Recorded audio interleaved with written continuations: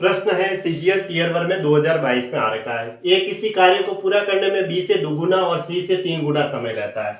देखो, ए किसी कार्य को पूरा करने में बी से दुगुना समय जो है और सी से तिगुना है, यानी सी से तो तिगुना समय ले रहा है तो, और बी से दुगुना ले रहा है। अगर मान लो कि बी से दुगुना करना है तो अगर इसका 3 हुआ तो इसका 6 होगा, और इससे 3 गुना लेना है तो इसका 2 होगा। ऐसे कैसे?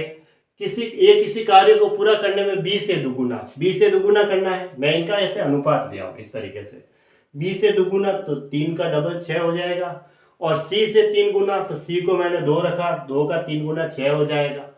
3 गुना समय लेता है। एक साथ मिलकर कार्य करते हुए वे 8 दिनों में कार्य को पूरा करते हैं। ये तीनों मिलकर के एक काम को 8 दिनों में कंप्लीट करते हैं।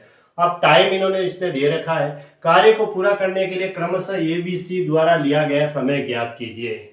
अब ऑप्शन से ही है कि एबीसी में अलग अलग दिनों में इनका समय दे रखा है कि ये किसी काम को कितने इतने दिन, जैसे 42, 21 और 14 ऐसे दिन दे रखे, ये ए के, ये बी के और ये सी के। क्या ये सही है? तो ऑप्शन से चेक कर लेते हैं। क्या लिखा? कार्य को पूरा करने के लिए क्रमशः ए, बी और सी द्वारा लिया गया समय ज्ञात कीजिए। ए उस काम को कितने दिनों में पूरा करता है, बी उस काम को कितने दिनों में पूरा करता है, और सी उस काम को कितने दिनों में पूरा करता है। ये है, तीनों मिलकर के 8 कितने दिनों में कंप्लीट करते हैं? 8 दिनों में। ये इसने कहा है तीनों मिलकर के 8 दिनों में ये काम पूरा करते हैं, और उनके जो टाइम का अनुपात है वो भी हमें दे रखा है ना। तो देखो, अगर मैं ऑप्शन ए से सॉल्व करना शुरू करूं, ठीक है, तो अगर मैं 42, 21 और 14 लूँ तो 21 का 3 गुना तो है, क्योंकि 2 गुना करना है, 21 का 2 गुना है और इसका 3 गुना है, तो 14 या 42 3 गुना भी है। अगर 42, 21 और 14 लूँ मैं, तो ये इसका 3 गुना भी है और ये डबल भी है, 2 गुना भी है। अब दूसरा, क्या ये तीनों मिलकर के 8 दिनों में कंप्लीट होता है? वो भी चेक करते हैं। इसमें सबसे बड़ी संख्या 42 है ना। 42 में समता 42 टोटल वर्क लेता हूं तो ए की क्षमता 42 का 42 में भाग दिया 1 बार, 21 का 42 में भाग दिया 2 बार, और 14 का दिया तो 3 बार। तो अब इसके अंदर हम किसका भाग देंगे? इनके तीनों मिलकर के काम कर रहे हैं तो तीनों की क्षमता कितनी हुई? 3, 2, 5 ने 1, 6 का भाग देंगे तो कितना आया? 7 दिन। जबकि हमें कितने चाहिए? 8 दिन के बराबर नहीं है, दिन तो 8 चाहिए। इसका मतलब ऑप्शन ए रॉन्ग हो गया। अब ऑप्शन बी चेक करते हैं। ऐसे ये इसका 2 गुना भी है और ये 3 गुना भी है, और 60 सबसे बड़ी संख्या है। 60 के अंदर सबका भाग जाएगा। 60 का 60 में देंगे तो 1 बार, 30 का 60 में देंगे तो 2 बार, और 20 का 60 में देंगे तो 3 बार। तो टोटल दिन कितने हुए? समता का भाग दे दो, 3, 2, 5 ने 1, 6, तो मेरे तो यहाँ 10 दिन आ गए, जबकि आने कितनी चाहिए थे?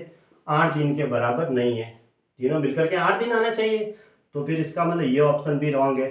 फिर सी देखते हैं। ये इसका 2 गुना भी है और ये इसका 3 गुना भी है।